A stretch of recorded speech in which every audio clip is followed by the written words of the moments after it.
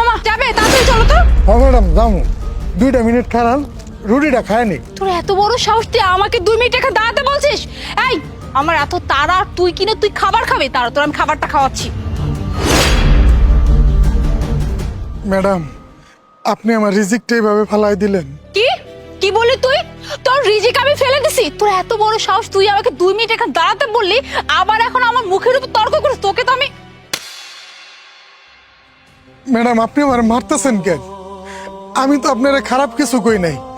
আমি কইছি আপনি 2টা মিনিট দাঁড়ান, আমি রুটিটা খায়া নেই। আপনি আমার রিজিকটাও ফালাই দিলেন, তারপর আবার আমার গায়ে হাত তুলতেছেন। আমি কি দোষ করছি ম্যাডাম? কি বললি তুই? আমি তোকে অন্যায় ভাবে কেন মারছি? তোকে তো মন চাইতেছে আরো 2-1টা গালে বসিয়ে দে। তো কত বড় সাহস! হ্যাঁ, একই তো তুই আমাকে না করেছিস, তার উপর তুই আমার বুকের উপর তর্ক করতেছিস, আবার বলতেছিস যে আমি নাকি তোর রিজিক ফেলে দিছি।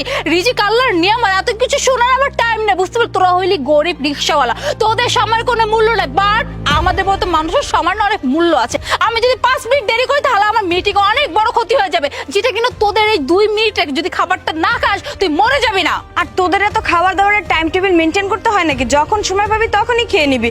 আর এতই যখন খাওয়ার শখ তখন বাড়িতে গিয়ে খেতে, রিক্সা নিয়ে এখানে বসে বসে খাচ্ছিস কেন? আগে প্যাসেঞ্জার আসতে নামাই দে, 2 টাকায় কিভাবে ইনকাম করবি সেইটার চেষ্টা কর, তা না করে এখানে বসে বসে খাইতেছে। আপামনি আসলে সকাল থেকে রিক্সা চালাইতেছি, অনেক খিদা লাগছে, খাওয়ানোর তো আর সময় পাই নাই। এই রুটিটা কিনা আমি খাইতে বইছিলাম, এই জন্য আপনার কাছে 2টা মিনিট সময় চাইছি। আপনার কাছে যদি সময় না থাকে আপনি অন্য একটা রিক্সা নিয়ে যাইতেন, এই জন্য আপনি আমার গায়ে হাত তুলবেন? কি বললি তুই? হ্যাঁ, অন্য রিক্সা? এই ফকিন্নির বাচ্চা, আমি যদি আশেপাশে কোনো অন্য রিক্সা দেখতাম আমি তোর সাথে এরকম কথা বলে আমার টাইমটা নষ্ট করতাম না। দেখতে পাচ্ছিস না, তুই ছাড়া এখানে আশেপাশে কোনো রিক্সা নেই, তাই বাধ্য হয়ে তোর কাছে আসছি। বুঝলাম আপামনি, অন্য কোনো রিক্সা নাই, আমার রিক্সায় যাইতে হইব। যদি আমার রিক্সায় যাইতে হয় আমার 2টা মিনিট সময় আপনি দিতেন, আপনার কি এমন ক্ষতি হয়ে যাইতো? এই জন্য আপনি আমার খাবারটা ফালাই দিলেন। খাবার হইলো আল্লাহর দেওয়া নিয়ামত, আর সেই নিয়ামতটা যে আপনি ফালাই দিলেন, এটা কেমন শিক্ষা আপামনি? কি বললি তুই? তোর এত বড় সাহস, একই তো তুই আমার মুখে মুখে তর্ক করতেছিস, আবার তুই আমার শিক্ষা নিয়ে কথা। তুই শিক্ষার মানে কি বুঝোস? কি বুঝোস? কোন শ্রেণী পর্যন্ত পড়ছস?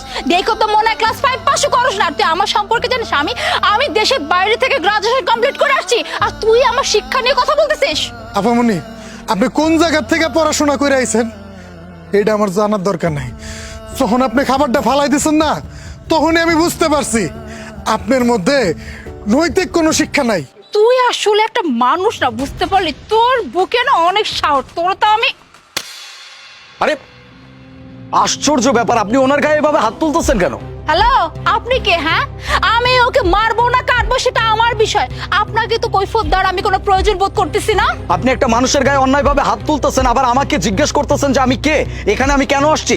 একটা মানুষকে আপনি অন্যায়ভাবে কেন মারবেন? এই যে মিস্টার, এখানে এসে না এরকম তেলবাজি করলে কোনো লাভ হবে না। এখানে জ্ঞান দেওয়ার কোনো দরকার নেই, আমার কাছে লটস অফ জ্ঞান আছে, ঠিক আছে? এই জ্ঞানটা বরং অন্য কোথাও গিয়ে দেন, কাজে লাগবে। আমাকে দেওয়ার কোনো দরকার না। ফার্দার আমাদের ব্যাপারে কোনো কথা বলবেন না। আপনাকে ডেকেছি কথা বলার জন্য। কাউকে কখনো ডাকতে হয় না, এখানে অন্যায় হইতেছে। আপনি অন্যায়ভাবে একটা মানুষের গায়ে হাত তুলতেছেন। সে তো আপনাকে ভুল কিছু বলে নাই, সে সুন্দরভাবে আপনাকে বলছে আমি খাচ্ছি, 2টা মিনিট আমাকে সময় দেন, নয়তো অন্য কোনো রিক্সায় চলে যান। আপনি সুন্দরভাবে অন্য কোনো রিক্সায় চলে যেতে পারতেন যদি আপনার এতই তাড়া থাকে। আর যদি আপনার এই রিক্সাতেই যাওয়ার হয় তাহলে 2টা মিনিট দাঁড়াতে আপনার সমস্যা কোথায় ছিল? সে তো আপনাকে ভালো কথা বলছে, আপনাকে তো অন্যায় কিছু বলে নাই। এই আপনি কোথাকার হাতেম তাই? হ্যাঁ, যেখানে মানুষের দরকারে খুব সুন্দর মতো আপনাকে কেউ ডাকছে না কেউ জিজ্ঞেস করছে? দেখুন, একটা জিনিস কিন্তু ভুলে গেলে চলবে না, আপনি হতে পারেন কোথাও না কোথাকার হাতেম তাই, সেটা আমার দেখা বিষয় না, বাট আমি একজন মেয়ে মানুষ। আমি যদি চাই না জাস্ট এক চুটকির মধ্যে আপনাকে এইখান থেকে থানায় ভরে দিতে পারি। আমি যদি এখানে লোকজন ডেকে বলি যে আপনি আমার সাথে হ্যারাসমেন্ট করছেন, বাজে বাজে কথা বলছেন, আপনি বুঝতে পারছেন আপনার কি হবে? আচ্ছা, থানায় পাঠাবেন আমাকে? তো এক কাজ করেন না, পুলিশে আপনি কল করবেন নাকি আমি কল করব? পুলিশকে এখানে আসতে দেন, পুলিশকে আমি বলতেছি অন্যায়টা আসলে কে করছে।